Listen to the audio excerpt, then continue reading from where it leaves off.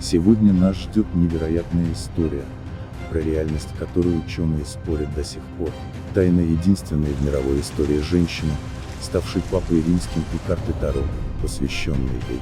Сюжет настолько захватывающий и вдохновляющий, что даже Пушкин начал делать наброски по пьесе Иоанна, но был убит на дуэли, прежде чем это стало полноценным произведением. Здравствуй, странник! И добро пожаловать в захватывающее путешествие в мистический мир Таро.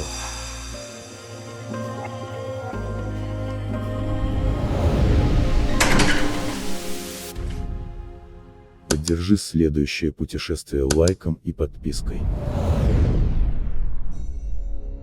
Старший аркан Верховная Жрица изначально назывался Папесса. И в колоде Висконти Сфорца, и в марсельском Таро на карте мы видим женщину в папской тиаре. Считается, что под видом папы римского Иоанна VIII, который занимал Святой Престол между папами Львом IV и Бенедиктом III, на самом деле скрывалась женщина. Дело происходило в IX веке, то есть минимум за 500 лет до первых дошедших до нас карт Таро. Как писал Мартин фон Тропау в хронике пап и императоров, Иоанна в 12 лет, переодевшись мальчиком, отправилась в свое первое паломничество на Афон.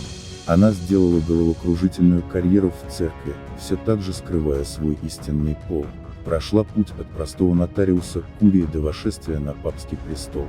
Погубила ее любовь, подавшись чувству, она забеременела. И роды начались прямо во время одной из священных процессий. По одной из версий, она умерла в результате неудачных родов, по другой, ее убила оскорбленная толпа.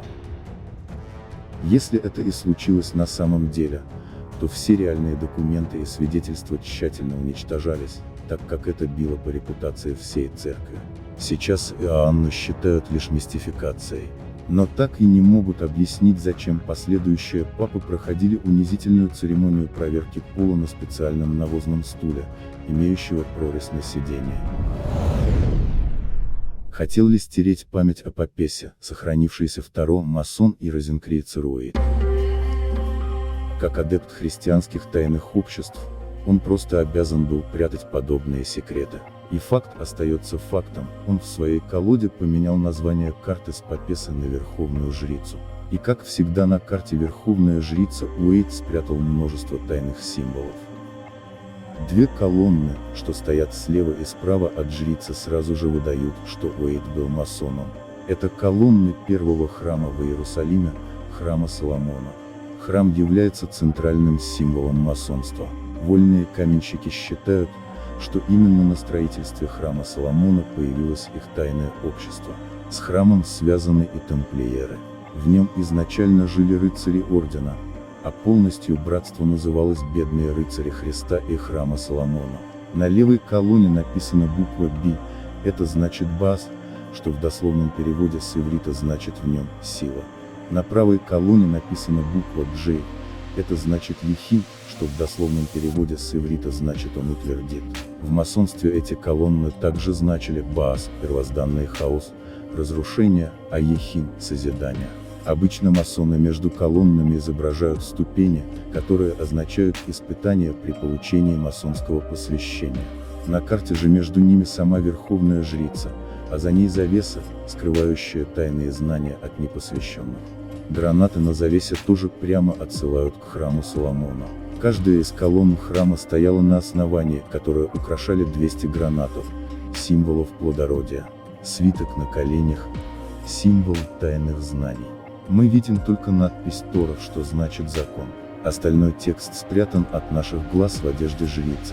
Корона состоит из 3 элементов: серп растущей и убывающей луны, а посередине полная луна. Часто так изображали римскую богиню Диану, или греческую Артемиду. У ног жрицы мы также видим серп луны. Папюс в своей книге «Предсказательное Таро» возвращает название Папесса, но добавляет и второе название «совещающееся» или «гадающее». А вот визуально карта осталась похожа на карту Уэйта. Верховная Жрица часто ассоциируется с богиней Артемидой. В древнегреческой мифологии Артемида, вечно юная богиня охоты, луны покровительница всего живого. Артемида также ассоциируется с интуицией и известна своей мудростью. Эти же качества присущи и жрице. Алистер Кроули прямо пишет, что в его колоде Тота на карте Верховной Жрицы изображена Артемида. Она уже вся одета в вуаль света, что символизирует скрытые знания. На коленях Верховной Жрицы лук богини охоты, но он же и музыкальный инструмент. Это символ того, что Артемида охотится, очаровывая. Самый неожиданный символ на карте – верблюд. Верблюд, бредущий по пустыне, оставляет следы, в которые попадает влага, и благодаря этому рано или поздно пустыня расцветает.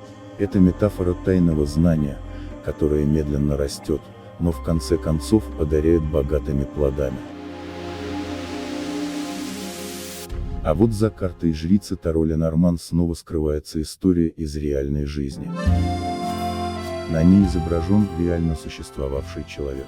Более того, это сама мадам Ленорман. Вот литография, к которой отсылает эта карта.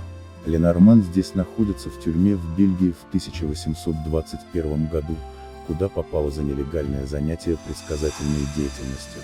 Кстати, в Бельгии Ленорман оказалась тоже из-за предсказания Наполеону поражения от России. Как мы теперь знаем, она оказалась права. Второе же название карты «Изучение» подсказывает нам, чем Ленорман занята в тюремной камере.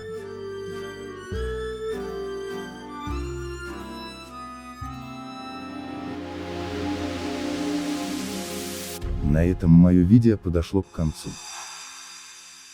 Поддержите следующие мистические путешествия в мир Таро лайками и подпиской.